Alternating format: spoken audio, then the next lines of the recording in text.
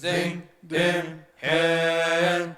Halleluja, Halleluja, alle lieben ihn, lobe seinen Namen, singen mit Tambourinen und Harfe. Sing dem Herrn.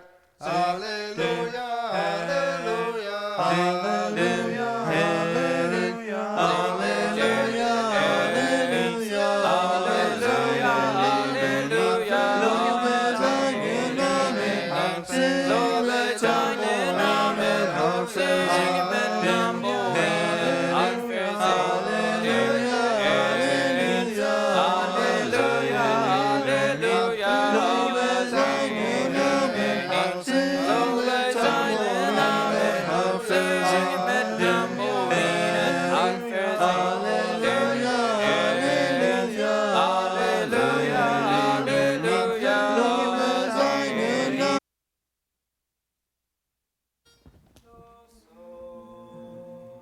Rock of ages, cleft for me, let me hide myself in thee. Let the water and the blood from thy riven side which flowed be of sin the double cure. Cleanse me from its guilt and power. Not the labor of my hands can fulfill the law's demands. Could my zeal no respite know? Could my tears forever flow? All for sin could not atone. Thou must save, and thou alone. Nothing in my hands I bring, simply to thy cross I cling. Naked come to thee for dress, helpless look to thee for grace. While I to the fountain fly, wash me, Savior, or I die. While I draw this fleeting breath, when my heartstrings break in death, when I soar to worlds unknown, see thee on thy judgment throne. Rock of ages, cleft for me, let me hide myself in thee.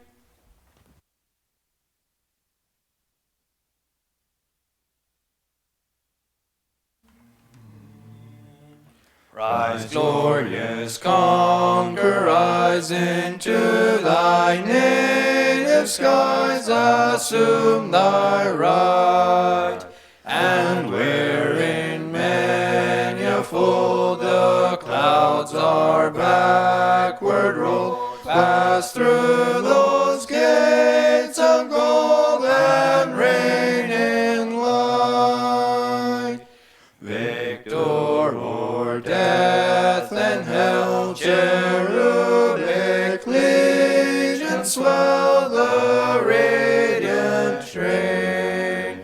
Praises all heaven inspire, each angel sweeps his lyre and claps his wings of fire, thou Lamb once slain. Enter incarnate God, no feet but thine have trod the serpent down. Blow the full trumpets, blow wider yon portals throw. Savior triumphant, go and take thy crown. Lion of Judah, hail, and let thy name prevail from age to age. Lord of the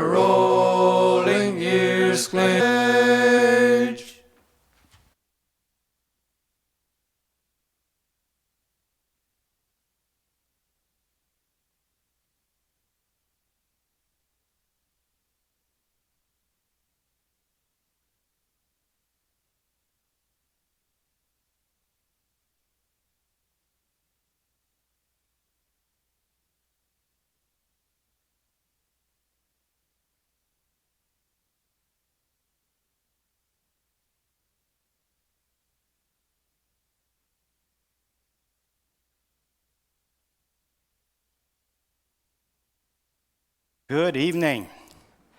Ik freue mich von dir, war hier zu sein. Und ich freue mich, dass wir wieder kennen, was lernen. Wenn wir in Gott sein Wort entdecken, haben wir immer die Gelegenheit, was zu lernen. Und dort hoffe ich, was von dir auch war, so dort sein. Und schöner Tag gehabt von dir und alle an der Arbeit gewesen und haben uns angestrengt. Und ich glaube, diese Zeit war ein bisschen anzulassen und was Gott uns lehren will, durch sein Wort. Und zoals wir al sagen, die junge Männer, die können so freudig singen, dass es so viel wird, wenn wir sagen, dass die Jugend sich anlassen wird und scheine Leute zu sehen, dass so viel wird. Ich freue mich dafür. Und von der uns aus, wenn wir Bibelstunden haben, da wir das dort nahen, von der was das war bloß online sein, oder thuis am Radio. Willkommen jeder einer für die, was angeschaut haben und möchte das ein gesehen da oben sein von uns alle taub. Das wir gewöhnlich haben, wir haben nu auch waren, dass wir eine Kindergeschichte haben und ein Bible-Topic und zuletzt noch ein bisschen Unterhaltung und wenn die dort interessiert, nennt zu phone oder ein WhatsApp-Message nennt zu schicken, bloß willkommen dort zu tun, das Nummer, was du da vielleicht am Screen sein kann, oder wo was schon abgeschrieben haben von viermal, ich habe das nun nicht mitgebracht, hier, dass ich das sagen kann. Aber ja, willkommen und wir dort einen schönen Abend merken, dass wir alle taub können, wertvoll merken. Je mehr wir uns dann anlassen, was Gott sein wird uns lehren, dass je wird verlassen uns dort und dort wird mir immer wieder freien da. Und so, von der an, jankert mich ein bisschen anzulassen mit Jüntaub, was es glauben. Wenn wir in Hebräer 11. Kapitel drehen, dann ist uns das einmal kurz alle klar, das ist der Glaubenskapitel. Und jeder Person ist eine Geschichte von seinem Glauben. Und wenn wir uns doch mal so lesen und some Gedanken von Rüt nehmen, Hebräer 11. Kapitel, da sagt es das, der Glauben ist die Gewissheit, dass wir dort kriegen wollen, ab was wir hoffen. Und es ein Nicht-Zweifeln an dort, was wir nicht sein. So der Glauben ist was wir nicht sein. Und dort zweifeln wir nicht an. Das ist something, was wir glauben, was wir haben angenommen, und das wo wir an glauben, wo wir uns anholen tun. Der zweite Vers, der sagt, ist das, durch diesen Glauben haben die Vorväter ein gutes Zeugnis von Gott gekriegt. Durch diesen Glauben. Die Vorväter haben ein Zeugnis gekriegt von Gott. Gott hat ihnen das überzeugt, dass sie das sein kann, was sie wollen, an das Glauben. Und an der dritten Vers, da sagt er, durch diesen Glauben können wir dort weiten, dass Gott die ganze Welt durch sein Wort gemerkt hat, so dass alles, was nicht zu sein ist, von nichts gemerkt ist. So der Glauben, das ist something, was wir annehmen, was wir gelehrt haben, was das Wort Gottes uns lehren wird. Und das wir bloß glauben. Das ist nicht, dass wir was ausfinden, aber wir nehmen das bloß an und wir glauben dort. Und dann in der 4. Vers sagt er, durch den Glauben opfert Abel Gott ein besseres Opfer als Kain. So hier ist all ein Beweis, was Abel sein Glauben tut. Er sorgt dafür, dass sein Opfer wird so sein, dass Gott daran gefallen hat, dass Gott das kann annehmen. Und dann sagt er wieder, Gott anerkennt sein Opfer und gibt ihm das Zeichen, dass er gerecht wird. Und durch den Glauben redet Abel noch, wann er auch tot ist. So, da wird eine Geschichte hängen dort, was Abel glauben wird. Er strengt sich an, dass sein Glauben wird was verbringen, dass er wird was Leben jetzt wiesen. Und Gott beweist sich an, er gibt ihm die Anerkennung, dass er reich wird. Mit was? Nicht bloß mit das, was er glaubt, aber mit das, was sein Glauben wirken tut. Dass Gott ihm die Anerkennung geben, dass dort wir reich, was er tut. So ist auch jeder einer, was hier abgenannt wird in das 11. Kapitel, du hast eine Geschichte hinter sein Glauben. En we hebben ons er maar een beetje de lengte voor. We weten van Abel bloß dat hij een gerechtigheid offer brengt deed. En dan God am anerkennung geven deed. En dan de vijfde vers, dus een nog. Dus ook nog voor de zindvloed. En dus zegt het dat hij zou leven dat God het gevallen deed. En dat zegt het, de laatste eind van vers zegt het, als hij wahrgenomen wordt, hoort hij dat zeugnis dat God aan hem in gevallen had. So God nam hem weg, maar dat wat nog geloven deed, dat we zoveel dat het aan bewezen deed, dat God bewijst zich te hem dat aan dat gevallen deed wat hij deed. En dan in de zesde vers, dus zegt het, ohne des Glauben ist es unmöglich, Gott zu gefallen. Aber wir können nicht nur Gott kommen ohne diesen Glauben, sondern diesen Glauben, was Gott uns lehren hat, all von fern an in der Bibel, sei wie dort Gott, der dem Mann Anerkennung geben, was ein Glauben an ihm haben. Der siebente Vers durch Noah wie ein Gerechter, er predigte das Volk, ziert arm, wenn es nicht reich ist gelebt, und sie sollen umkehren und anders anfangen zu leben, aber nicht das was die Welt wird untergehen. Noah glaubt dort und er beweist das mit seinem Wandel, dass er das glaubt, er bietet Ark. Und dann der achte Vers, da sagen wir, dass Abraham kommt im Picture nennen. Und dann sagt er, durch den Glauben wie Abraham gehorsam, hij glaubt Gott und hij glaubt, was Gott sagt, und hij will gehorsam zu dort, was hij glauben deed, was Gott am sagen deed. De negende Vers, dat sagt er, dass hij wohnt in fremdes Land. En tiende Vers, 11. Vers, dat sagt er, durch diesen Glauben kreeg Sarah Kraft, Mutter zu werden, sodass wir dasselbe Glauben, was in Abel werkt, wat in Enoch werkt, wat in Noah weer en wat in Abraham weer, dat weer ook in Sarah. Dat reikt zo wieder. En dan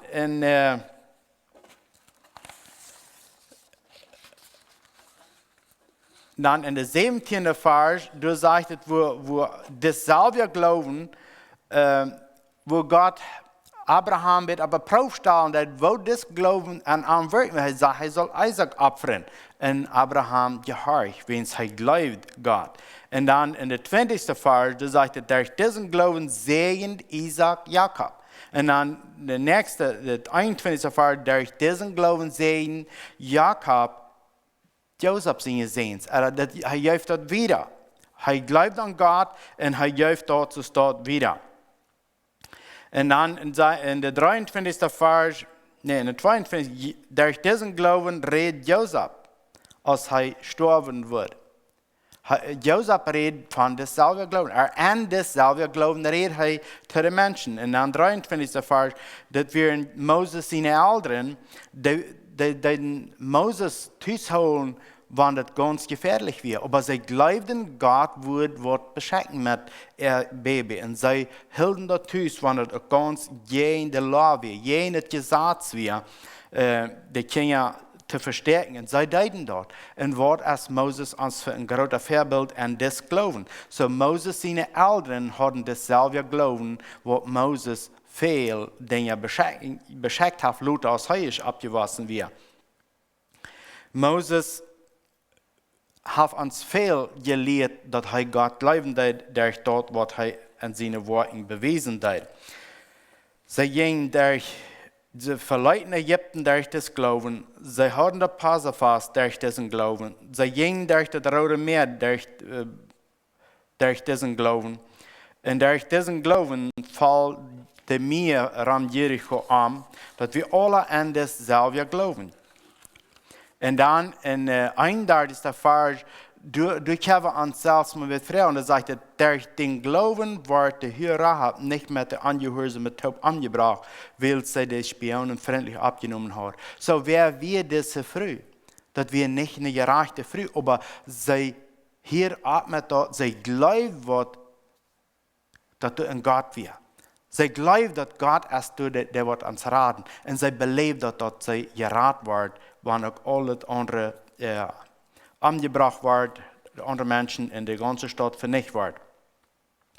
Und so dann sagt er in der 32. Vers, und was soll es noch mehr sein, der Titel wird mir nicht taugen, noch von nannte ab. Gideon, Gideon wir in dasselbe Glauben und hängen das Glauben wir in die Geschichte.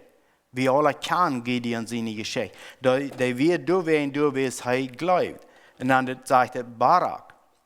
Hängen Barak. Barak hat dasselbe Glauben, als er im Kampf gehen hat, gegen den Feind. Der glaubt, dass Gott wird raten in der Zeit. Und dann sagt er Simson.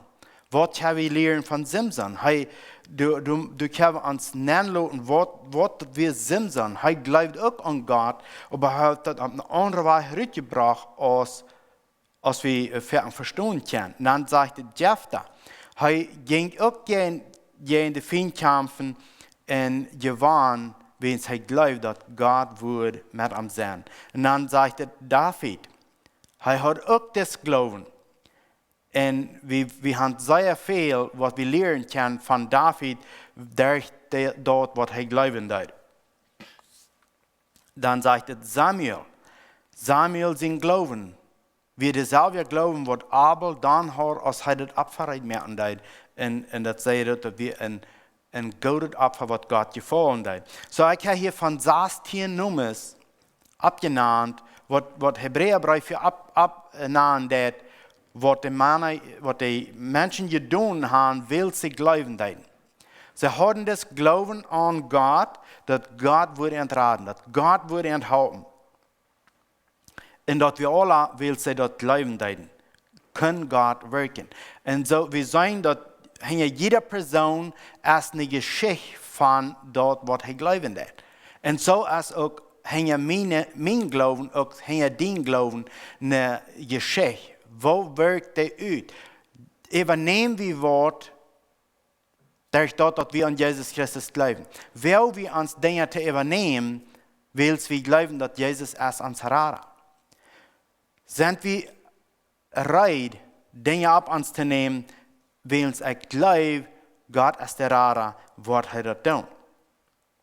Und so, wenn wir das dort allein kicken, hängen deine Geschichte als, hängen dein Leben, hängen dein Glauben als eine Geschichte, und so ist auch Amen.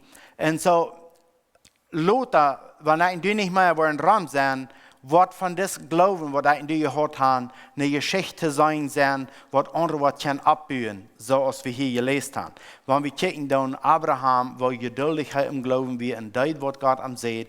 Moses ging immer weiter an Gott und Gott redete ihm und er brachte das zu den Menschen. Du wirst zu sein, du wirst in der lebendige Gemeinschaft. Von David sei wir, wo Gott freuen hat. Und so sei wir von all das, was hier abgenannt sind, dass Gott gibt eine Anerkennung, dass sie glauben, dass betekent dort. So können wir auch lesen in Römer 8, Vers 16, glaube ich, oder 14, dass Gott sein Geist gibt, unseren Geist die Gewissheit, dass wir Gott seine Kinder sind. Gott sein Geist wirkt in uns. Und wenn wir glauben, dann wird Gott dort betätigen. Und dann sagt es wieder in der 35. Vers, frühes kriegen ihre Todes war durch das Glauben. Wir wissen, dass es Elisa bei der Schumaniterin wir und sie, dass sie ja wieder ein Baby haben. Als der Junge ab war, dann auf einmal dann starb und dann kam Elisa 3 im Bett und das Junge stand ab. So sei wir, dass der Glauben, was du wir, der wirkt gewaltig. Und dann sagt es, andere Leute sich tot mehr und dann kommt die 3 und die Titel, wo sie dann gewesen sind. So sagt das, verstehst Menschen werden wegen ihren Glauben dort gemerkt, die werden wahrlich sich dort zu merken, lieber als Fleisch die Freiheit zu geben. Und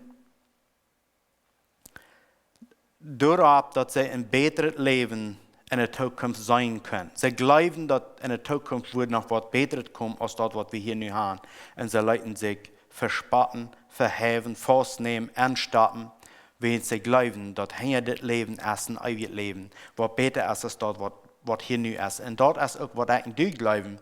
Und so, weil wir dort auch leben, weil wir dort beweisen, dass hier mein und hier dein Glauben, die Geschichte wird so sein, was andere halten, dass sie kann sein, dass es das wird, im Glauben zu leben. Und dann sagt es in der 37. Vers, die werden gesteinigt, dann ich habe denken an Stephanus. 2 gesagt, ich habe ein Martyrerspiel von lesen. Und dann sagt es, mit Schwert dort gemerkt. en de gingen een Schubsfall, een Kassenfallraum, wo wen, dat sagt, aan wordt alles genomen wat ze hadden. Zij worden bedreigd en gequält. Wo wen? Wenn sie glauben, dass du wie ein Gott. Und Menschen, die das nicht glauben, die können ihn nicht verdrehen. Die können ihn nicht verstehen. Und dann sagt er, die Welt wird dort nicht wird, dass sie das hört. So, das sagt uns hier, dass die Menschen, die diesen Glauben haben, die werden so gut, dass Gott sagt, dass er will ihn zurücknehmen. Die Welt wird das nicht mal wird, wie sie das nicht noch horchen. Wenn sie das nicht gehorcht haben, dann würden sie das sein Wert gewesen. Und so können wir von der einen Unterschied merken, dass wir die Welt, dass die kann horchen. Und dann sagt er, aber sie sind eine Wildnis und manche Bäume, rangebiestet und haben eine Bäuheulen und Lachen und ihr gelebt. Dann sagt er in den 31. Vers, diese alle haben durch ihren Glauben Gott seine Anerkennung gekriegt. Die haben alle Gott seine Anerkennung gekriegt für das, was sie glauben taten. Und so ist auch mein Verlangen, wenn wir das allein kicken, dann würden lesen in der 12. Kapitel, die ersten 3 Verse, sagt er, willst wir nicht so viele haben, damit starkes Beispiel vom Glauben als eine Welt am Ansehen, weil wir nu auch den Sinn aufleihen, der uns so leicht anhängt und schwerfällig merkt. Und anholend ranen, so als dort für uns bestimmt ist. Das Sinn ist in der Welt, die will uns schwerfällig merken. Wenn wir nicht stark sind im Glauben, der Sinn will uns anhängen, und dann können wir nicht so gut im Glauben Dinge tun. Dann fängt das an, schwerfällig zu werden. Und dann sagt er, weil wir Jesus immer im Auge holen, wenn es heute ist, der uns gereinigt hat, heute ist der uns gerat hat, der den Glauben an uns angefangen hat und auch vor dich merken wird. Jesus hat können Freiheit haben, aber heute nimmt das Leiden und Kreuz ab sich und der Schauen, so als wenn das nicht schwer und hat sich an der rechten Seite von Gott sein Thron gesagt, stellt ihn den ver, dass sich so viel von der wahren Spanske Sünder gefallen leid, wo wen? Sagt er, damit je in jene Säulen nicht mehr möglich werden. Das steht für uns als ein Bild, wo wir können kicken und uns zu entstehen. Menschen, die im Glauben gelebt haben, die haben Schwierigkeiten dadurch, bloß wenn sie an Gott glauben. Und so, wenn ich das mit schwör haben, uns das nicht wird angenommen, uns nicht wird so geachtet, wenn wir glauben tun, da soll uns dort stark merken, wenn dort unsere Vorfahren auch was gekostet an Jesus zu glauben. Sie haben auch verschiedene durchgehen müssen, weil sie diesen Glauben haben. Und das sagt hier, das ist eine große Zeug, das ist eine Wahl, wo der Raum steht, wo wir können kicken, wo der in der Glauben gelebt haben. Und das kann uns stark merken. Und das soll uns stark, und das soll uns Kraft geben, wenn wir da kicken. Was hat das gekostet? Erst das verhofft also viel als das, was eigentlich durchgehen. Können wir das Glauben, was wir haben, mit Frieden leben, dass Menschen sagen, dass wir das Glauben fast an uns haben. Möge Gott diese wird segnen und uns die Freudigkeit geben, nur Glaubensgeschwister zu kicken und uns zu stärken und abzubühen, dass andere werden auch lernen können von dem Glauben, was wir von dir haben, so als wir können von dem, was für uns gewahr sind. Gut, wir werden noch beten. Vor den Himmel, wir kommen wieder fertig und wir sind dankbar, dass du uns gesund erholen hast, dass du uns die Freudigkeit an dem Wort immer wieder geben hast und dass wir können uns zu entstehen, was Menschen sind durchgegangen und wo leicht wir das von der ersten Tag haben und wo viel mehr wir können an das Glauben leben und eine andere widerreden. Vor ich bete, dass du uns zu entstehen und segnen. Und wir danken dir auch in dieser Zeit, wo wir nicht eine Versammlung haben, dass wir gewarnt sind, dass wir uns danach werden stehen im Glauben in Familie und uns zu am sich abbühen, vor dort wird mein Gebet sein. Und bete auch, dass du Terry segnen, wenn er das Topic bringt, Ariana segnen für die Kindergeschichte und Gelotenheit geben und das wird kann ein Ofen sein, wo wir alle können gesehen sein. Vor wir Frauen an denen sehen, in Jesus' Namen. Amen. Gut, zoals ik al zei, kindergeschichte waar we gaan van Ariana. Dat is nu het nächste. Een Bijbeltopic van Terry Leuven. Ariana.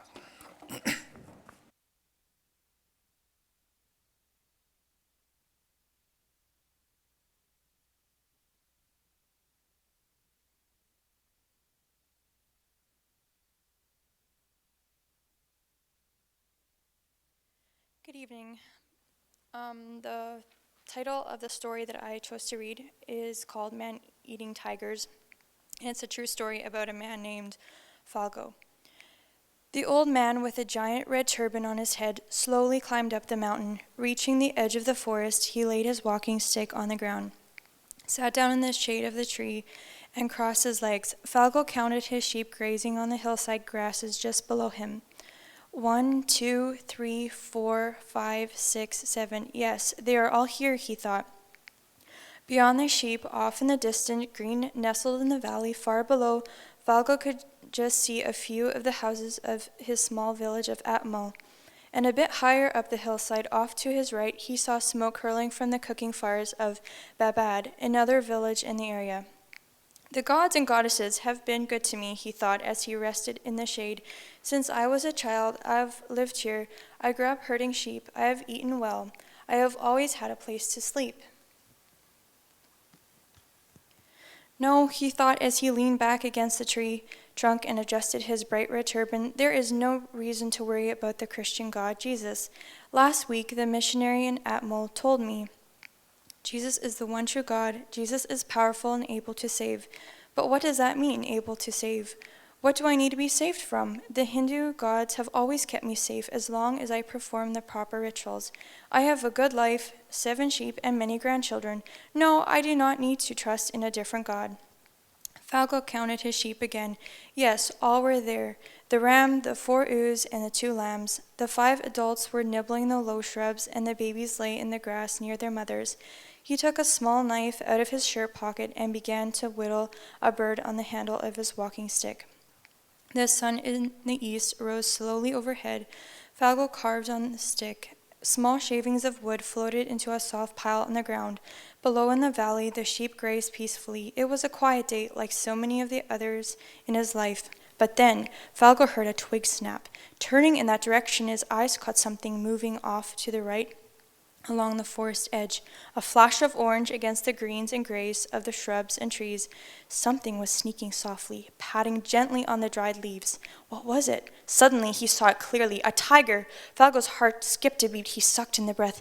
Does it see me? What should I do? His mind raced. And then, following close behind it, Falgot saw the second, even larger than the first. 2 tigers! Run, freeze, shout, be silent! His thoughts spun in jumbled confusion. Both cats paused and locked their gaze on him. Then the larger tiger approached him slowly, patting on the leaves. Its piercing yellow eyes focused right on him.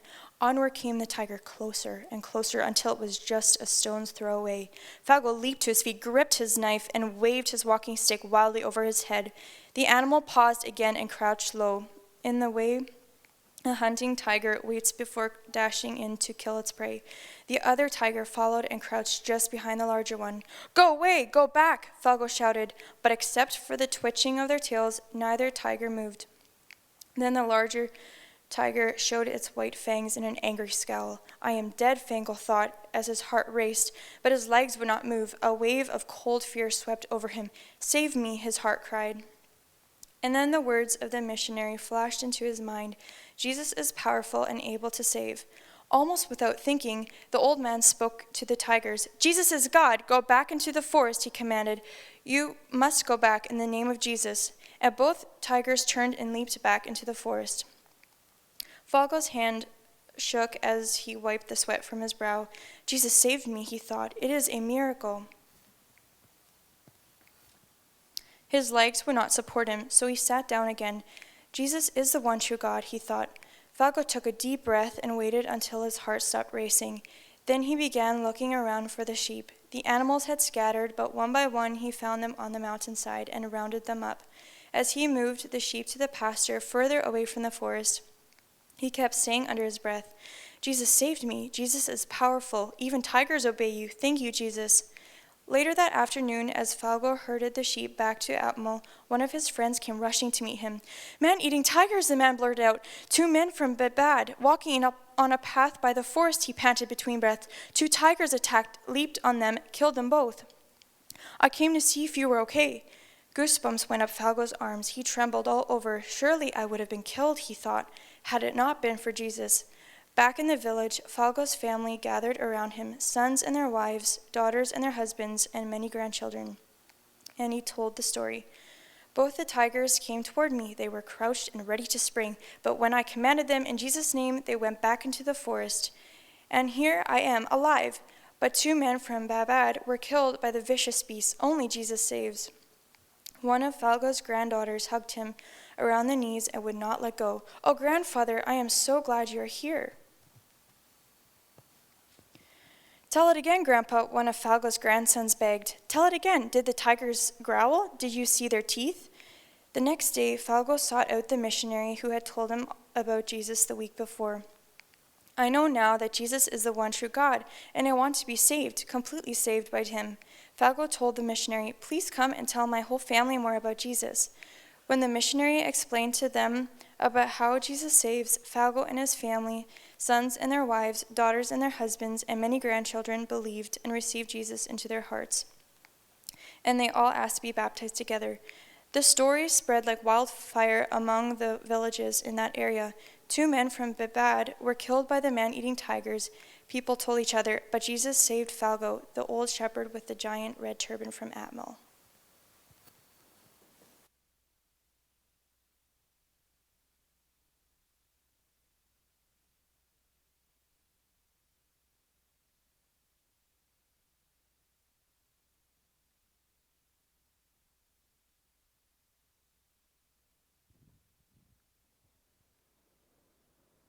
Good evening.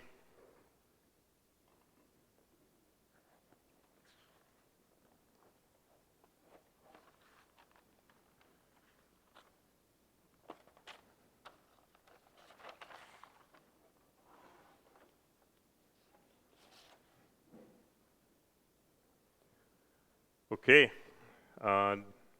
Good evening. I thought I would I'd look a little bit into what does it take to make a decision? What steps do you go through to arrive at a decision, and then base your actions off of that? Depending on what the decision is, depending on the choice you're trying to make, you're going to go about it differently. There'll be different factors that you consider in making the choice. Obviously, as Christians, one of the basic ones that we think of every time, or even subconsciously maybe often, is it something right or wrong? And that'll trump most any other factors that we take. For a simple choice, for example, for me, what shirt do I want to wear? The top one on the pile in the drawer is usually the simplest way to figure out what I want to wear. Obviously, I then have to make the choice, is that one good enough, or do I want to dig deeper? So that particular set of questions and making a choice obviously would play out differently if you're trying to find a life partner. And so, yeah, it might not be very interesting if the only factor we played in is how close do they live. If it's an automatic pick, just whoever lives closest, a lot of us our lives would be playing out different than they are right now. But yeah, there's many factors that play into making a choice, and this topic could go in a couple directions. By default, we often think of choices as right or wrong, and so this topic could be about the actions that follow the choices we make. And sometimes this topic may run into what are the steps in making a choice and deciding if it's the right or wrong choice to make. And so yeah, in my devotions, I've been reading in the Old Testament for a while, and I just thought I'd look at a small window of David's life and and some of the things that we read about him.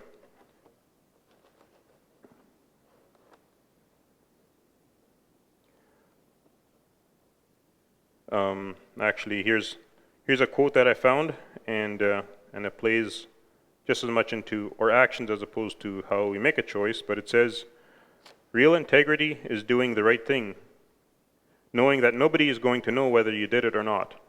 And so, what people think often plays into the choices we make.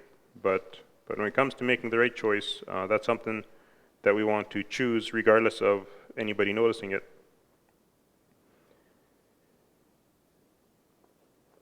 And sometimes the choices that we make, they may seem right to us, but to other people they may not seem like the right choice to make. And we see some of that around us right now with the COVID-19 pandemic. There's godly Christians that I highly admire that are on both sides of the fence, so to speak, and how we should, as Christians, respond to this. And there may be a place for responding differently in different situations or areas. And so I don't want to speak to who's right or wrong, but just something that I've noticed. And so obviously both groups have come to different conclusions, and as Christians that want to obey God above all else, the factors that played into how they came to a decision obviously have somewhere been different. Okay, so if we look at David's life here, some of the choices he made, it doesn't tell us what went through his mind before he made a choice. There's some choices we see where he asked God for direction. Other times we find nothing about any preliminary thought or thought process of how he came to decide to do what he did. And for myself growing up, I kind of thought David is a godly character and someone I want to pattern my life after, outside of a couple of sins he committed. And so for myself, the question that I'm going to pose right now may seem like a no-brainer. There's no point in asking the question. But if we go to 1 Samuel chapter 17, in my Bible the heading says David and Goliath. And so my question now is, did David make the right choice by fighting Goliath? We might all say yes. And I'm not here to say that he made a wrong choice, but it's just one of those questions that all of a sudden hit me. And my thoughts may not change on it, but I question, how do we know that he made the right choice? And there's many other familiar stories in the Bible. They could have played it so differently if the people had made different choices. And we wouldn't have been able to say that they had made wrong choices if they had made different choices than they did this time around. So I'll just read a couple of verses. I'll be jumping through the chapter. So verse 26.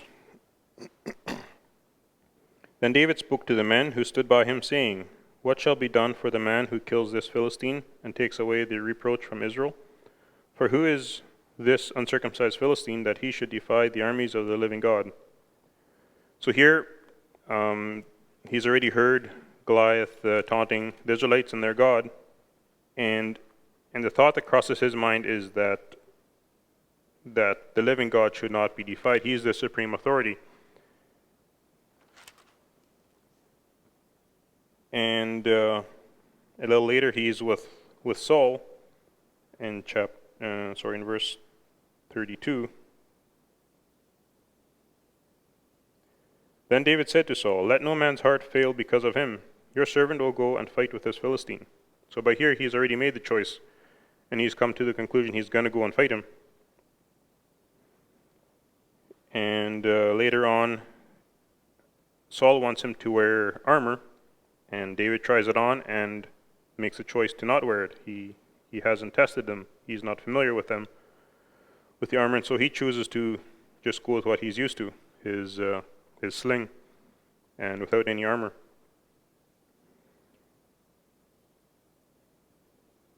And here he's approaching Goliath. In verse 45 it says, Then David said to the Philistine, You come to me with a sword, with a spear, and with a javelin, but I come to you in the name of the Lord of hosts, the God of the armies of Israel, whom you have defied. This day the Lord will deliver you into my hand, and I will strike you and take your head from you. And this day I will give the carcasses of the camp of the Philistines to the birds of the air and the wild beasts of the earth, that all the earth may know that there is a God in Israel.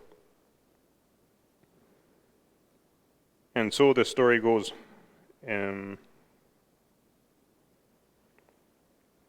David here made a choice, and we don't find that he spent a lot of time asking God what he should do, and we see that God blessed him in the choices he made.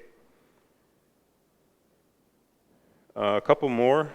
The next one is in 1 Samuel chapter 24.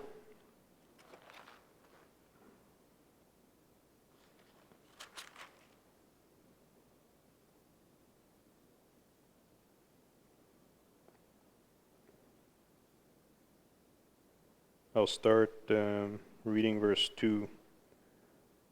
Then Saul took, and this is where Saul is out hunting David. Then Saul took 3,000 chosen men from all Israel, and went to seek David and his men on the rocks of the wild goats. So he came to the sheepfolds by the road, where there was a cave, and Saul went in to attend to his needs. David and his men were staying in the recesses of the cave. Then the men of David said to him, This is the day of which the Lord said to you, Behold, I will deliver your enemy into your hand, that you may do to him as it seems good to you. And David arose and secretly cut off a corner of Saul's robe. Now it happened afterward that David's heart troubled him, because he had cut Saul's robe. And he said to his men, The Lord forbid that I should do this thing to my master, the Lord's anointed, to stretch out my hand against him, seeing he is the anointed of the Lord.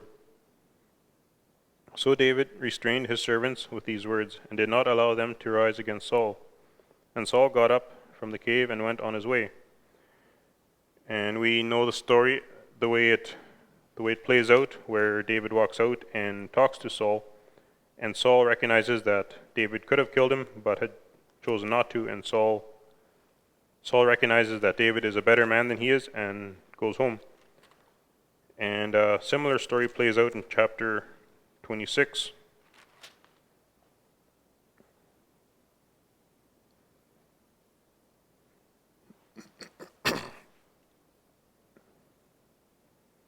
Start reading verse 7. This is where Saul is again hunting him, and his men, they're out. They're out in the wilderness, and they're sleeping. And David and one of his servants, they go into the middle of the camp and take Saul's water bottle and his spear. And so basically, when they reach the middle of the camp, Saul's servant, he says, God has delivered your enemy into your hand this day. Now therefore, please let me strike him at once with the spear, right to the earth, and I will not have to strike him a second time. And David says, Do not destroy him, for who can stretch out his hand against the Lord's anointed and be guiltless? David said furthermore, As the Lord lives, the Lord shall strike him, or his day shall come to die, or he shall go out to battle and perish. The Lord forbid that I should stretch out my hand against the Lord's anointed. But please take now the spear and the jug of water that are by his head, and let us go. And so they walk back out of the camp. So you look at these two scenarios and how they played out.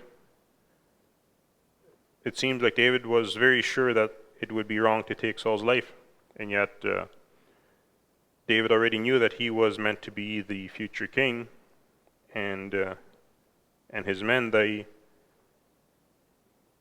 they're saying, this is God blessing you, this is God giving your enemy into your hand. And in the midst of that, others thinking that he was making a wrong choice, David stuck with what he believed was the right choice. So in these three scenarios, we don't find that David asked God for direction. And there's many stories through the Bible where people asked God for direction and God answered. And we'll look at a couple of those as well, right through this time of David's life. 1 Samuel 23.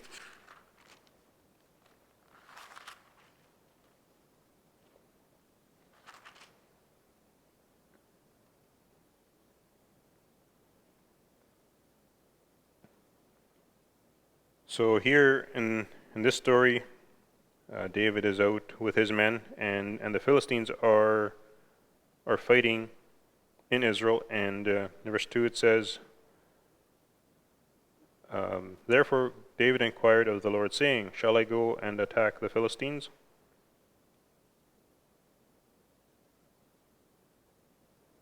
And then the Lord said to David, go and attack the Philistines and save Keilah, which is a town. But David's men said to him, look, we are afraid here in Judah. How much more then if we go to Keilah against the armies of the Philistines? Then David inquired of the Lord once again.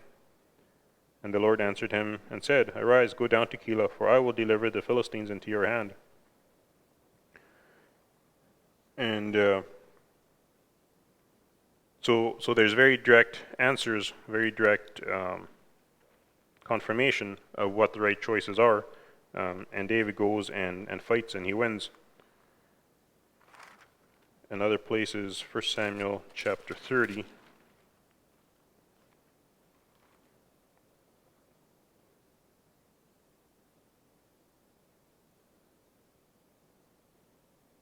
Verse 8.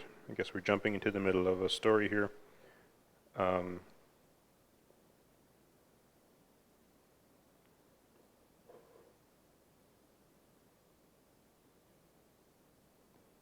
So David inquired of the Lord, saying, shall I pursue this troop? Shall I overtake them?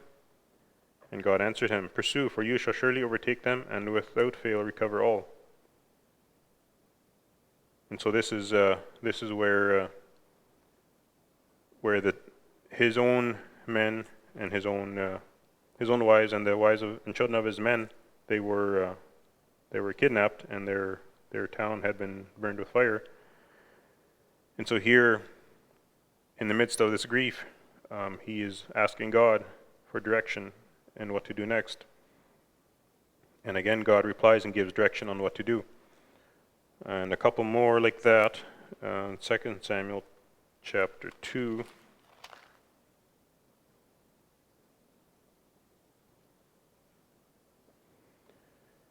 Here, this is just a regular, everyday decision that he's going to make here. 2 Samuel chapter 2 verse 1.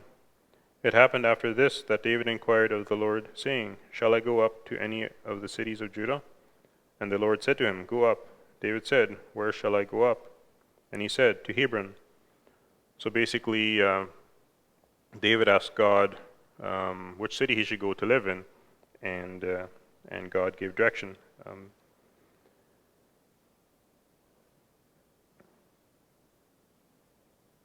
The next one is 2 Samuel chapter 5.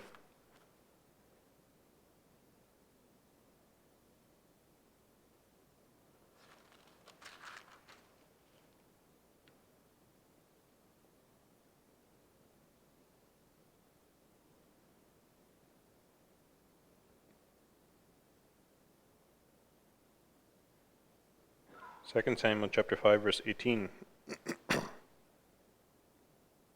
The Philistines also went and deployed themselves in the valley of Rephaim. So David inquired of the Lord, saying, shall I go up against the Philistines? Will you deliver them into my hand? And the Lord said to David, go up, for I will doubtless deliver the Philistines into your hand. So David went to Baal Perazim, and David defeated them there. And he said, the Lord has broken through my enemies before me, like a breakthrough of water. Therefore he called the name of that place Baal Perazim. And they left their images there, and David and his men carried them away. Then the Philistines went up once again and deployed themselves in the valley of Rephaim. Therefore David inquired of the Lord, and he said, You shall not go up. Circle around behind them and come upon them in front of the mulberry trees. And it shall be, when you hear the sound of marching in the tops of the mulberry trees, then you shall advance quickly. For then the Lord will go out before you to strike the camp of the Philistines. And David did so, as the Lord commanded him. So here, in this last story, it happened 2 times where David asked the Lord for direction, and in similar situations. And the second time around, God gave different directions than the first time, and David obeyed. David did what God was asking. And so, one thing that may be different for us than for David, we read how the Lord answers David when David asks these types of questions. God just gives him an answer, and it's as simple as obeying. Nowadays, we don't hear God talk in an audible voice, and there's different ways to know His will. But times when God seems to be silent and not giving us direction, how do we go about making a choice then? Sometimes we need to wait. Sometimes. Here is another story of David where he should have asked God for direction, but didn't.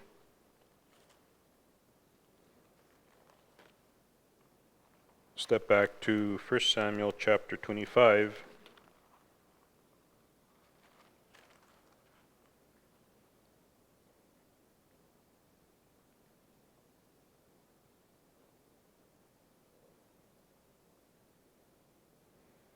So this is where David and his men, they've been watching over Nabal and his herds, and have been offering protection. I guess they were both in the same area anyway. There doesn't seem to be any agreement that David was supposed to do this.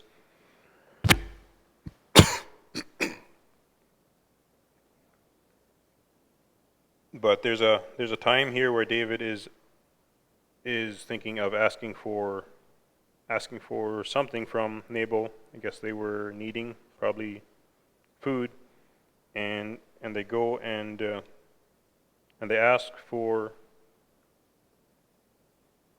food or something, and so they get turned away. And when David hears about that, he makes a choice. So David's men, they come back, and they basically tell him everything that has happened. And so verse 13, Then David said to his men, Every man gird on his sword. So every man girded on his sword, and David also girded on his sword. And about 400 men went with David, and 200 stayed with the supplies. And he is going out to repay Nabal for the way he just treated him. If we jump over to verse 32, Nabal's wife Abigail meets him on the road with food and tries to get David to turn around and go back and not go through with the revenge he was planning. And this is what David then says, verse 32. Then David said to Abigail, Blessed is the Lord God of Israel, who sent you this day to meet me. And blessed is your advice, and blessed are you, because you have kept me this day from coming to bloodshed, and from avenging myself with my own hand. For indeed, as the Lord God of Israel lives, who has kept me back from hurting you, unless you had hurried and come to meet me, surely by morning light no males would have been left to Nabal. So here we see we see David make a decision, and God is faithful in still helping David to come to a place of not carrying through with what he had decided. A different example, this would be back in Moses' life. things played out a little differently.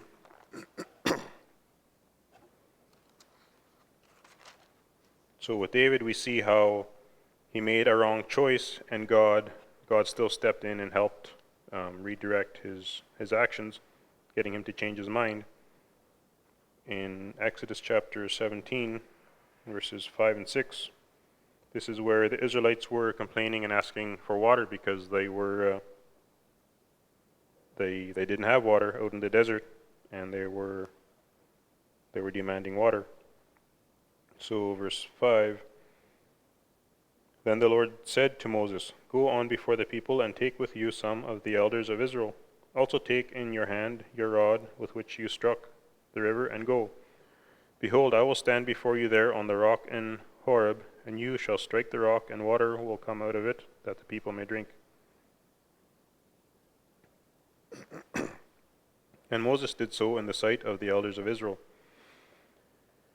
So here they got the water they needed, and the second time this happens is in Numbers chapter 20.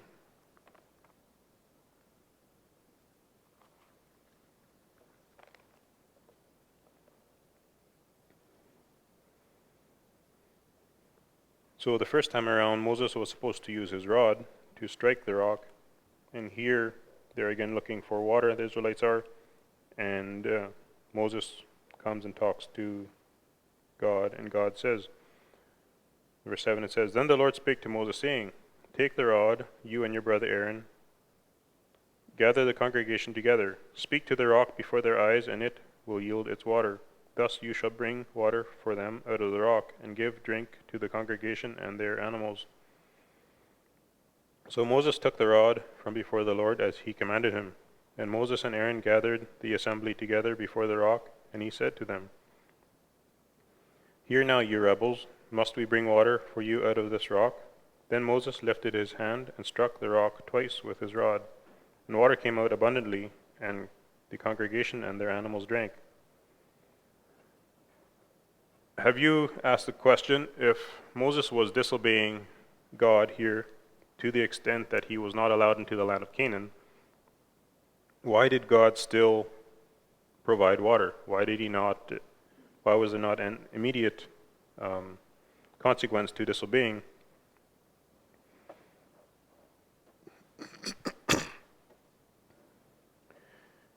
And so in the midst of mistakes or making wrong choices, God isn't right away at wit's end. He can still work things out for good. He can still meet our needs, as we see in this story.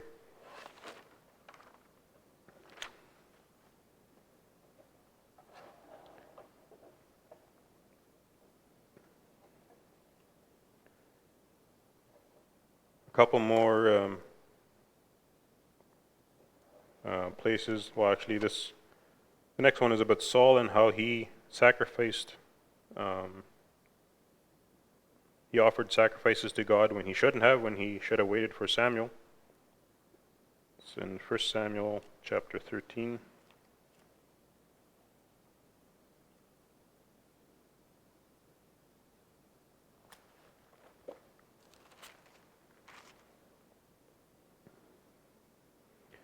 So here the Philistines have gathered to fight Israel, to attack them, and Saul was instructed to wait for Samuel for a week, and Samuel was going to come and offer sacrifices. And so some of the Israelites, I guess they were all scared, and some of them left Saul, and Saul was getting worried that his army was going to get too small. His army already was a lot smaller than the Philistines, and he was losing people because they were fleeing for fear. And so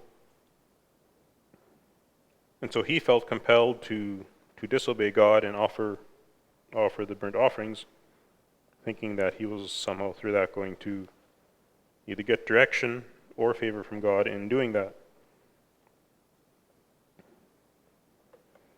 So just to paraphrase the story here, Samuel's delay may have been intended as a test of Saul's obedience. Saul cited 4 justifications for his disobedience. The soldiers were scattering. Samuel had not come as promised. The Philistines were gathering their forces at Michmash, and there was imminent danger of Philistine attack. And so Saul, he thought he had reason to do what he did, and he thought that common sense should trump obedience to God. And we see how he lost the consequence to these actions. This decision lost him the kingdom, and God gave it to David.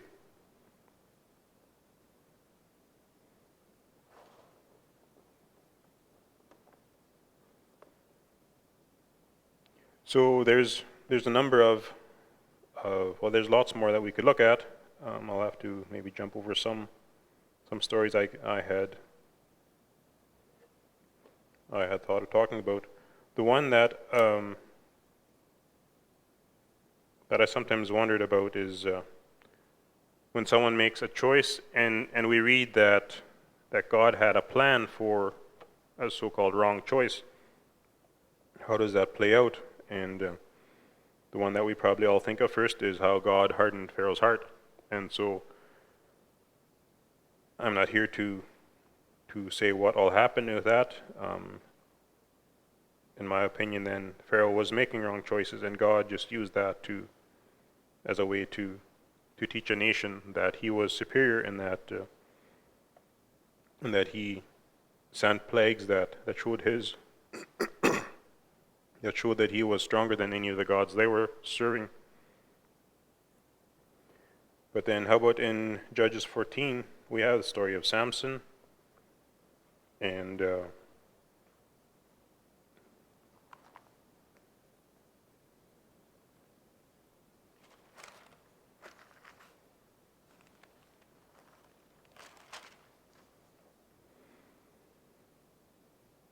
we'll read the first couple verses here.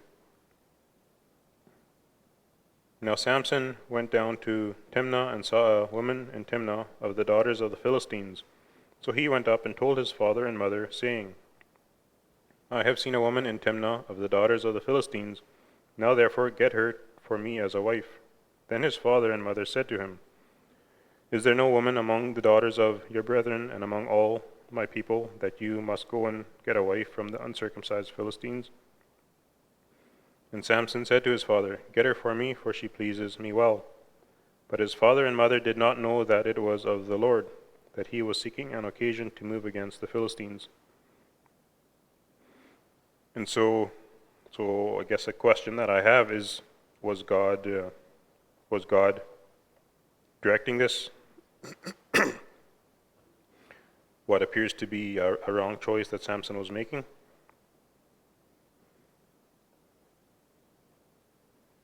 And how about if we think of Daniel, we think of him where he was praying to God every day, and the law was made that everyone needed to pray to the king. Do we see it as of Daniel making the only right choice there was to make in continuing to pray to God in front of an open window? What would have happened if he would have kept praying but hadn't been doing it in front of the open window? And so obviously a story of where God could show himself strong would be missing in the Bible, and yet could we have said it would? If he would have made a different choice, we wouldn't today be able to say that he had made a wrong choice necessarily. And so out of all those examples, and there's many more, what do we, if we need to make a choice, what do we think of? What do we see as the focus in helping us decide what is a right or wrong choice and what we should do? In the Old Testament, God would have often blessed financially, and yet that by itself is not a gauge to know whether we're making right choices. There's a verse in Proverbs that says that in a multitude of counselors there's safety, and so as long as that multitude of counselors are not all in agreement to do wrong, then yeah, asking for advice, that's one way that we can be making sure that we are making the right choices. And okay, I'll close here with a couple more verses out of the New Testament in things that we probably keep in mind as we make choices in deciding what are the right choices that we should be making if we're faced with a situation where we need to decide something. Mark chapter 13.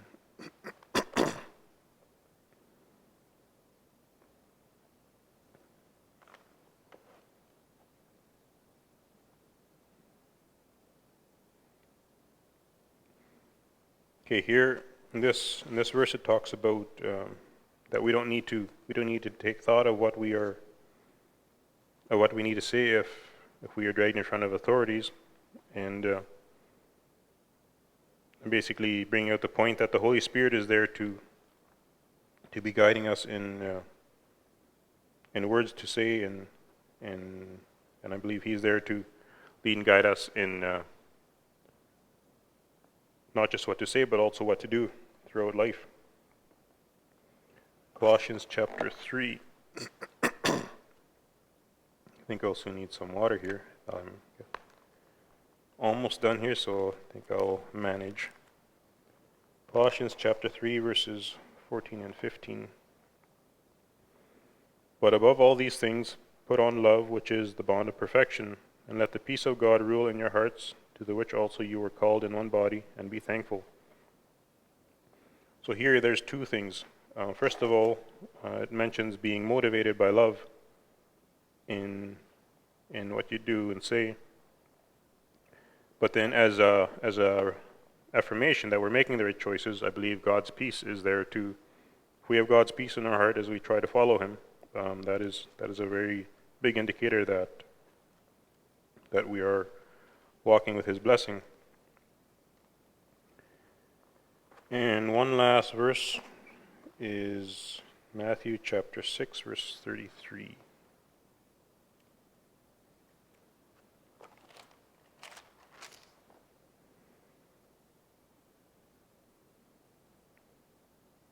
This verse says, "And seek ye first the kingdom of God and His righteousness, and all these things shall be added unto you." And so I think that we need to have an agenda to be serving, building God's kingdom, and not our own. I guess we know that trying to build our own kingdom, our own plans, that is not that is something that we're either serving God or we're serving Satan. And yeah, by trying to build God's kingdom, I believe that alone will go a long way in helping us make the right choices. Thank you.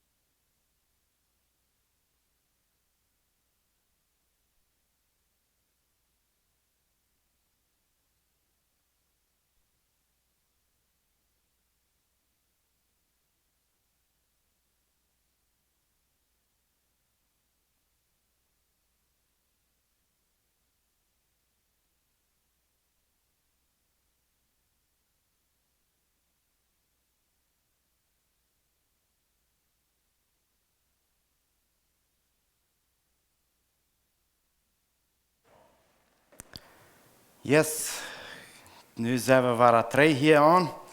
En we zeggen wat we kunnen alles leren van wat Terry ons gezegd heeft. Wo merken we Entscheidungen? Und sind die Entscheidungen, wat we merken, immer gebased an ons Glauben, oder wo base wir die an? Und so, yes, wenn der irgendwer wird gleich nennt davon, das Nummer ist 431 400 4499. Oder je kan ook op dat nummer in WhatsApp dan checken.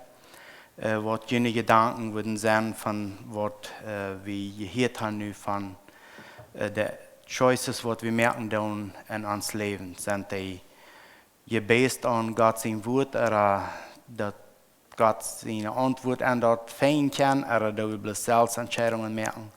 Dass wir auch gehört haben, David mir auch manchmal eine Entscheidung, was er von sich selbst utdeelt, und er mir auch Entscheidungen, wo er Gott ist Frauen deed, und wo differently die uitvoeren doen, wann Gott sein sehende Bern hat, oder wann er nicht in der Bern hat. Und ja, ich freue mich für das Topic, was er gebracht hat, und wir sagen, was wir alle Taubte noch können von lernen.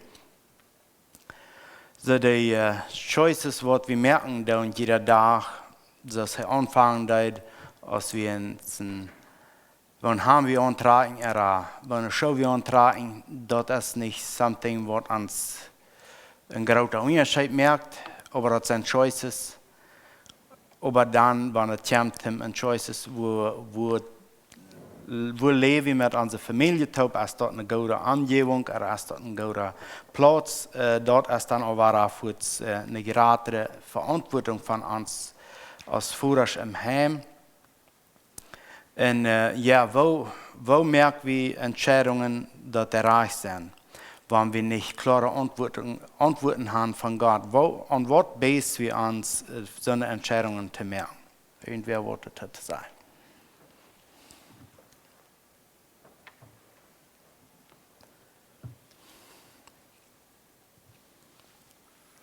Ich glaube, meine Antwort wird vielleicht ziemlich general sein, aber wenn ich an meine Entscheidungen, die ich in meinem Leben mache, der größte Unterschied macht, wo ich von Tag zu Tag noch Gott sein Wille sehe, als mein Hort noch Gott sein Wille angestellt habe, ein reines Hort habe, Desires habe, Plans, was Gott sein Kingdom will, und wenn dort an mein Hort bin, als mein Hort ist rein, und ich sehe jeden Tag ganz klar mit der Sache, dass mein Gebet ist morgens, Gott, du mich anleiten.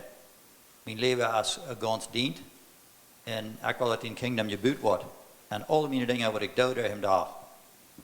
Dann glaube ich wirklich so schwer haben, über wo ich jede Decision mache. Und ob es will von reden, wenn es eine Entscheidung ist, was wichtig ist, was unsere Kinder worden dadurch kriegen, oder was meine Familie, meine Frau, meine Kinder, oder die Kinder, was denen das affektiert, was ich von Entscheidungen mache. Dann auf einmal dann denkt, und viel darüber über noch, und dann ist es auf einmal bedeutet, und some von diesen Entscheidungen, die braucht eine viel Zeit. Und sehe, und bet immer weiter, aber dann, braucht ich keine Stillhalten, wenn ich so viel, dass ich habe eine schwere, eine Antwort, aber ich habe gesagt, und dann move ich vorwärts, nicht stillhalten. Mhm. Charlie, du noch was dazu sagen? Okay, wie Entscheidungen merken wir jeder Tag sehr viel, nicht bloß einmal. Und einiges, was ich gedacht merken wir die Entscheidungen, wenn andere Menschen das viel utdeelt. Und einer weiß gut, was einer wird wählen, entscheiden. Aber einer weiß, dass der andere Mensch, dass alle Familie wird alle gleich mit dem anderen steht. Oder so, was das dort, das kann manchmal sehr schwer sein, merkt einer die Entscheidungen durch zum Menschen gefallen, oder was nur ganz recht ist, das ist schwer. Wenn wir kijken dan, wo David Entscheidungen merkte, besonders das, was Terry doll hat, von als er ein Camp war, wo er die Gelegenheit hat, Saul dort zu merken, auch wo Saul an der Hölle kam, wo er ein Bett von den Rock aufschneiden hat, du sei wie dort David nicht Entscheidungen merken, was verarmt wurden, in dem Moment der Beste sein. Aber er nur Entscheidungen merken, was Gott angelegt hat, wo er nicht zu eng bringt, das wird er Gott lassen, zu eng bringt. Und so, wenn wir in unsere Entscheidungen, was wir merken, immer kicken, was als Gott sein wollen und dort, und was mir das kosten kann, kick ich nur das, was mir das so viel kosten wird, oder kick ich nur das, was Gott kann mir beschenken. So, wenn wir sagen, kicken dann, was David, met de entscheiding wat hij merkt, dat moet God dat rijdt, dat het kingdom weer rijdt weer verarmt, dat hij kan dat rijk aanleiden.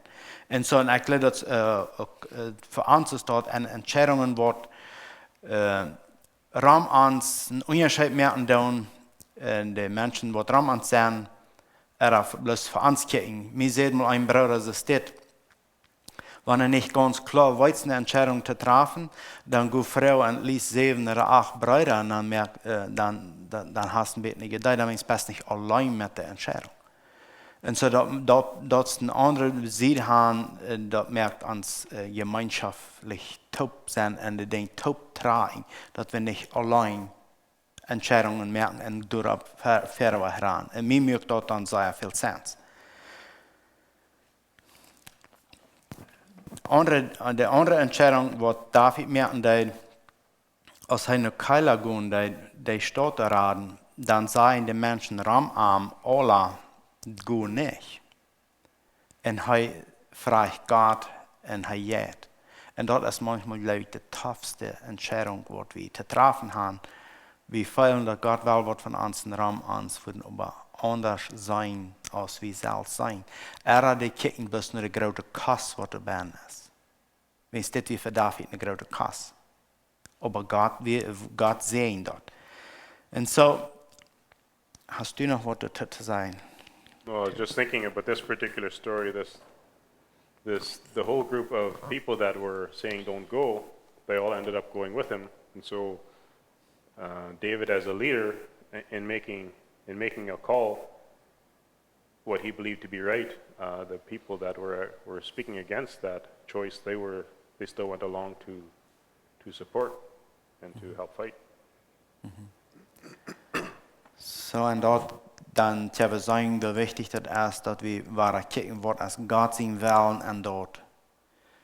David sagt die Kass, die Männer sagen die Kass, und dann hielten sie, was Gott sein wollen und dort wurden uns gehen.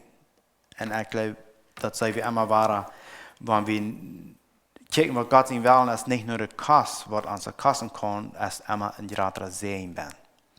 Und so, dat sei wie von David sein Leben mehrmal. Und wir haben auch gesehen, wo David Entscheidungen merken, was am in seiner großen Ansehen wir sind. Und so, was würden wir von der für Entscheidungen treffen, was uns für ein großes Ansehen sein. Eins, was David dass wir die Menschen teilen, wo er Warnungen kriegen, dass er nicht soll, und er das doch.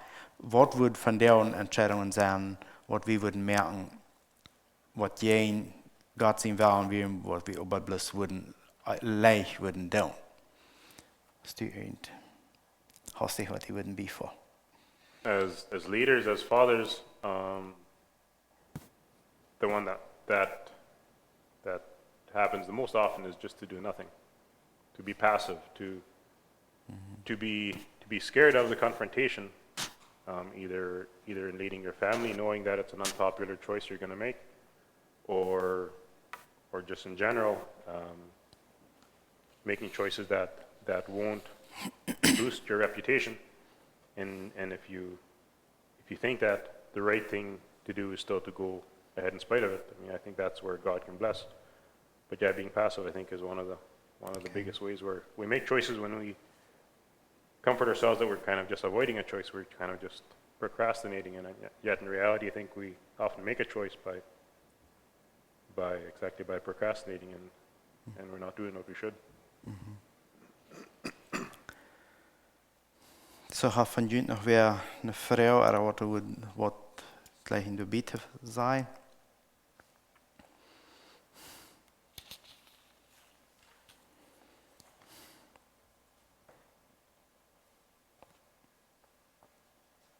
I think besides being passive and through that making choices,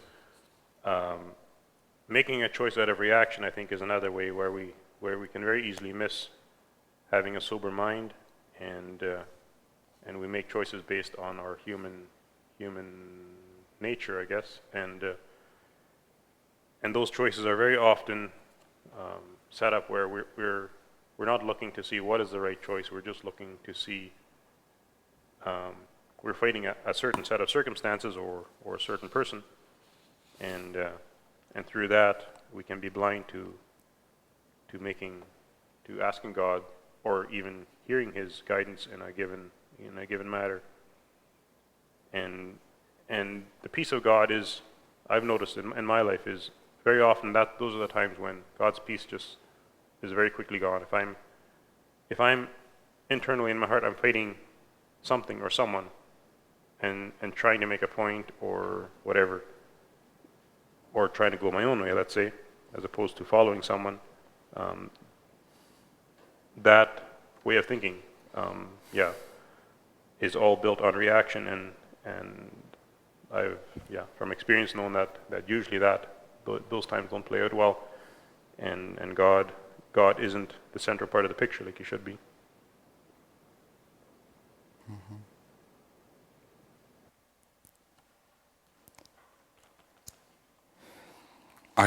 I think if we acknowledge God, if God is high on our mind, if we acknowledge Him in everything we do, then a lot of our choices would be based on God.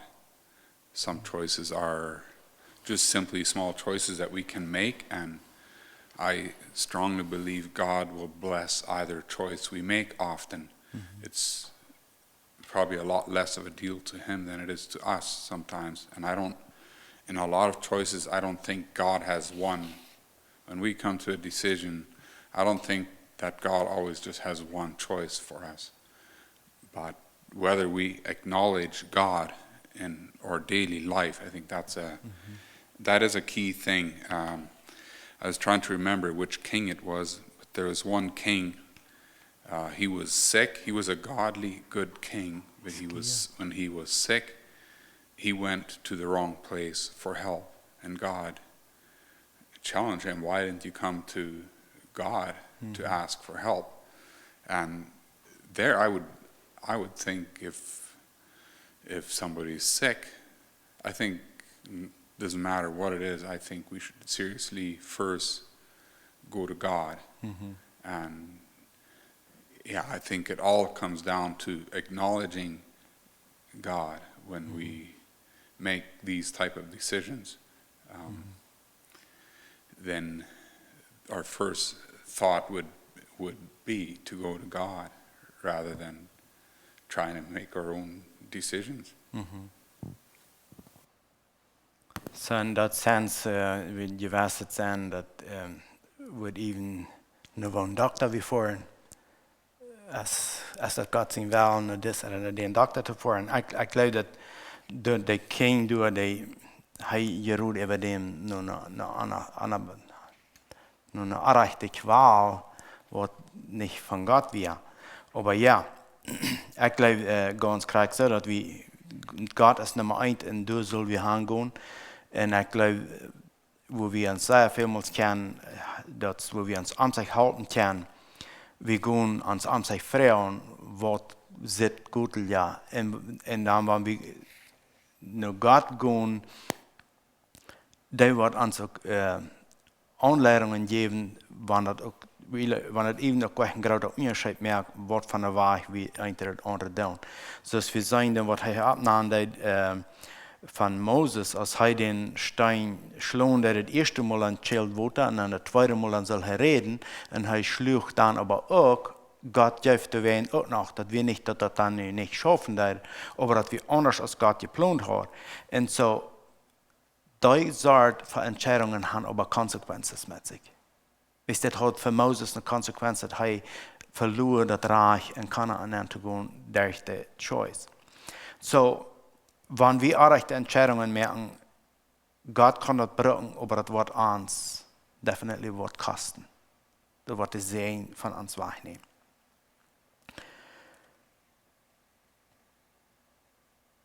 Soll der Jink in Deutsch something, was nicht seine Abgabe wird, was er wisst, was er deut, was er nicht soll. Und so, er hat danach die Gelegenheit, das Ding abzubauen.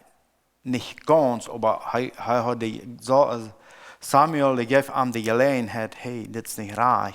Er kann erkennen, er kann das annehmen, dass er sein Reich, aber er versucht sich zu reich vorhin.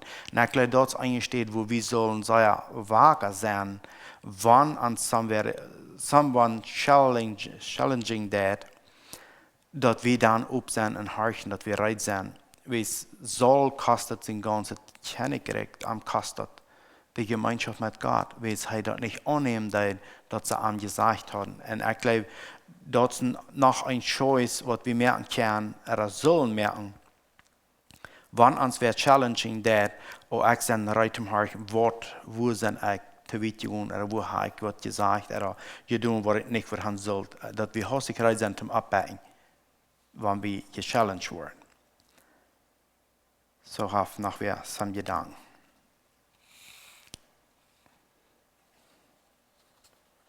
Wenn ich terugdenk in mijn leven van Entscheidungen maken, dan denk ik helemaal aan dat part van, nou wat ik zei, veel Entscheidungen maken wie wat tussen recht en onrecht zijn. Maar zijn er niet zeer veel meer Entscheidungen wat we maken dan, wat tussen twee goede choices is. Wel we dit doen of wel we dat doen. En dat kunnen even nog zeer wichtige Entscheidungen zijn wat we maken. Maar God zegt te mij, du eine Entscheidung machen. Und dort wird die Entscheidung was, das wo ich ihre und das wo ich seine. Und da fing ich sehr viel Frieden bei. Aber wenn mein Hart nicht reich ist für Gott, dann einfach gesagt, dann wird Gott mir das nicht anvertrauen, die Entscheidung zu machen. Aber wenn mein Hart nach Gott gedreht ist, alle Tag, das ist mein höchstes Bestreben, dass ich Gott lobe und preise mit meinen Decisions und mit meinem Leben, dann sagt er zu mir, mach eine Entscheidung. En ik wil dat zijn. En wanneer ik een entscheiding gemaakt heb, en ik kan Luther treden, ik kan zeggen, ik deed het decide. Ik had geen te blamen, dit was mijn choice, en ik geloof go ik verder. En dat geeft me een assurance, door hem leven, dat is een entscheiding, die geeft God mij zelf te entscheiden. En ik denk, en ik deed dat. En ik kan vrede over die zaak hebben. En het andere wat ik aan denk, dat is, wat ik ook veel beleefd heb, dat is angst heb voor en Fehler machen an meiner Entscheidung, oder diese Entscheidung, die ich mache, das wird mir Konsequenzen bringen, vielleicht nicht Strafe oder so, aber das wird mir eine nächste Verantwortung geben, wenn ich diese Entscheidung mache. So, weil wir nicht uns Leute schwör machen, aber wenn wir eine Entscheidung gemacht haben, dann habe ich nicht viel wahre Arbeit getan. Dort nimmt auch kurz meine Freiheit vom Leben weg, dort nimmt mir die Freedom, um dort zu leben, was Gott mir really geben hat, um Entscheidung machen. So muss ich verweg gehen. En whenever we zijn, we hebben een entscheiding gemaakt, wat we morgen zijn, well, vielleicht had ik liever anders gesteld. Da brauchen wir nicht ans Widerstand schwör machen, dann sagen wir bis Gott, okay, ich zie hier für dich, ich will mutig verweg gehen und von da war das Beste dann. Ja, wir können uns angerufen, dass wir eine Entscheidung gemacht haben, dass wir auf gelernt haben, dann sagen wir würden das wollen changen, aber dort ist nicht so einfach. Ein Beispiel, was wir würden nehmen, wenn someone wordt verkopen da en een prijs, zij een prijs nemen en de nächste dag er het veel later werk aan, ik had eventueel een andere prijs gezegd hebben, wens dat is anders weer veel dieren, dat würde really veel meer wert zijn, dan bleef ik aan dat wat ik gezegd heb. Ik had deze Entscheidung, ik had het gezegd, de Entscheidung gemerkt dat te zijn en dat is wat het dan is. Als ik als mir das wat kosten dat oder nicht. Ich blieb an dort, was ich gesagt habe. Wenn es die Choice habe ich gemerkt, ich hol dort, was ich gesagt habe. Ich sage nicht, Marien war anders. Ich glaube, das ist auch ein großer Sehen, und wenn wir bleiben, was wir gesagt haben. Wir sollen bleiben, was wir gesagt haben. Some of our choices, what they are based on, one of the things often can be laziness. That can be a very large determining factor in our choices that we make, and I think that's one checkpoint we should often make. And in the same line, but a choice of instant gratification, they're very bad, and probably the best example of that is the choice of Esau. He was hungry, and I'm hungry now, and I want it now. I'm dying anyway, I want it now.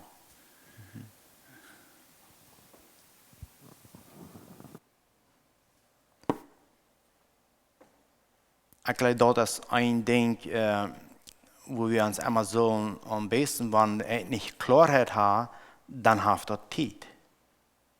Dann macht das nicht nur sein, wenn ich nicht Klarheit habe, dann hat das Zeit. Und wenn wir kommen und stehen nah, über dem, dann müssen wir entscheiden, wenn wir eben noch nicht klar haben, und das ist, wo ich abweichen, da wo ich schon sehe, dann gehe ich einem Bruder und Frau eine Route. Dann lebe ich eine Route mit anderen Taub. Das würde ich eine Weise sehr vertragen, ich würde Ramfrau. Und das andere, was Terry du lesen, der laatste, Matthew 6, Vers 33, dat wo wir erst die Gemeinschaft mit Gott segnen und was Gott ansehen, dat ist auch was Anton und Charlie am Anfang bei auch sagen, denn die Gemeinschaft, was wir mit Gott haben, dort ist ein großer Part, wo wir entscheiden können, und das andere.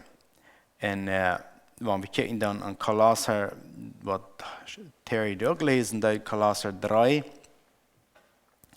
du jij am Vergeben, Vertrauen und dann in der 14. Vers sagt es, und über alles sieht lieftulich. Das ist auch ein Choice, was wir merken, dass wir wollen lieftulich sein, dass wir wollen dankbar sein, dass wir wollen so sein, dass andere ein Segen kriegen von uns. So, das ist, wenn wir nicht reden von, wir merken eine Entscheidung, ich kaufe einen Traktor, ich kaufe nicht einen Traktor, ich kaufe ein frisches Fahrzeug, ich kaufe nicht ein frisches Fahrzeug.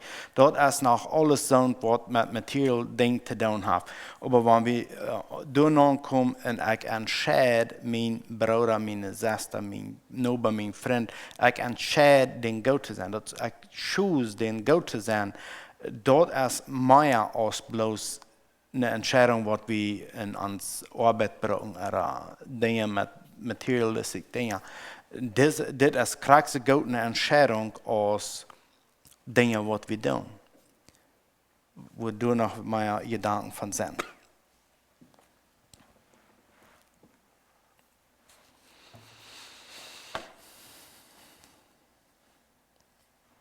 Wel, ik moet zeggen, bijstemmen met wat Bien Kroot zei, dat zo'n entscheiding als dat ik wil mijn broeder goed zijn, of ik wil out of my way gaan om dem nächsten encouragen, dan delen we met eeuwige dingen.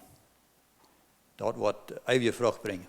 En dat is wat endlich weg is, als wat van wat ik niet koop of wat ik niet koop.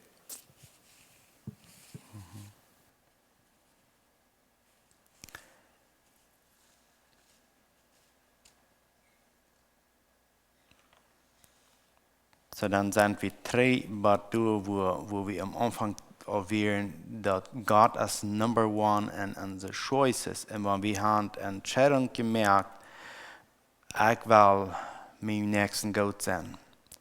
Ich will mir das was kosten, damit ich mein Nachbar kann gut sein und mein Bruder oder wem immer, dass ich den kann Leib beweisen.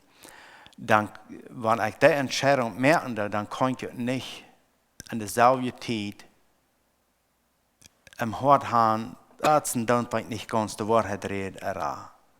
Das dann sich für sich einstellen, wenn ich die Entscheidung gemerkt habe, ich sende meinen Bruder gut, ich sende rein, ich sende ehrlich, mir das was kosten zu lassen, dann wird er auch ein Segen kriegen.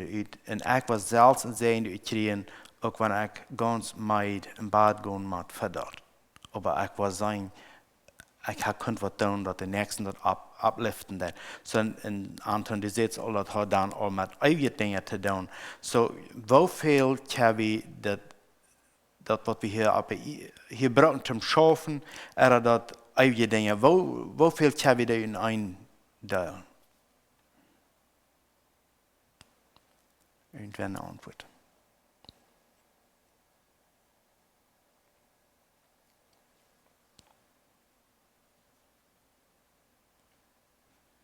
Ja, vielleicht leicht war der Bonus.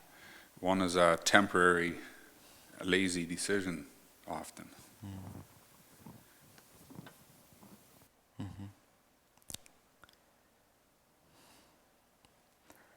Well, the verse that says, whatever you do, do it heartily as unto the Lord. I think going to work every day, I think the mindset counts for something, that the things that we do on this earth, that all plays into the eternal rewards as well. If I'm not avoiding what God would have me do today and I go and work, then I'm looking at something negative. But to say that this life is all about eternal reward, what's important is often what you can't see. It's what's eternal, and what you can see is often temporal. It'll not last. Yet, how I spend my time every day can each day, regardless of if it just is going to work, can still have eternal reward because I'm doing it as unto the Lord. And I just had this thought: if my goal is to love my neighbor, to love my friend, fellow,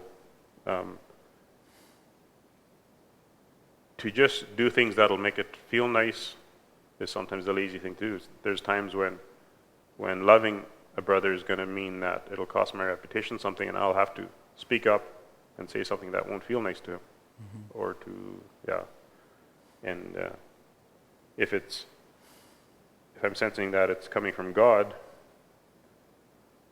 and it's a matter of obeying God, then having to rock the boat sometimes is the hard thing to do, but still may be the right thing to do. And I think when we step out and do something like that, I think that God's Spirit working through me should be able to be felt, and the next person can choose to ignore it, but I believe that God can work things for good when we are doing our best to just be available and to be used by God the way He wants, what He'd like to do.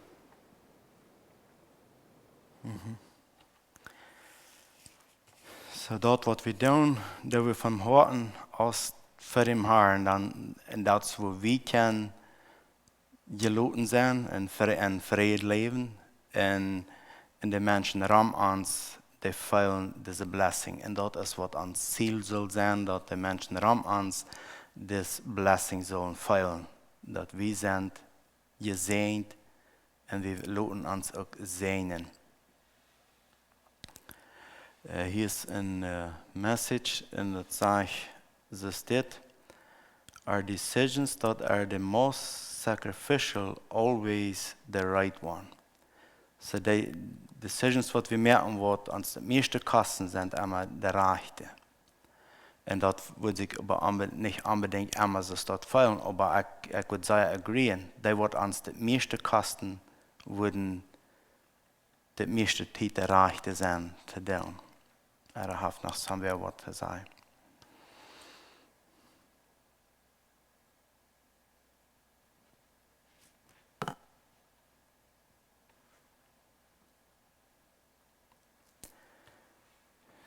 Gut, onze titel is even.